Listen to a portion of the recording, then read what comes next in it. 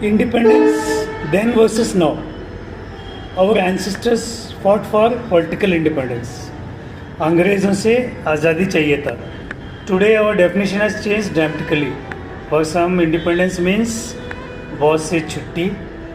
For others, EMI से आज़ादी. For parents, बच्चों के WhatsApp ग्रुप से आज़ादी. For youngsters, mummy papa, I need privacy. And for married people, मुझे 10 मिनट शांति चाहिए. Some want financial independence, some want freedom from unnecessary meetings, and some are still fighting for independence from their alarm clock.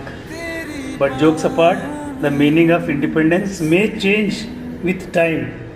Our ancestors gave up their comfort, wealth, careers, and even lives for political freedom. We inherited that freedom. Now our struggle is different, but their spirit, courage, and sacrifice remain eternal. They fought so that we could live freely. What we do with that freedom is our Independence Day responsibility. Happy Independence Day.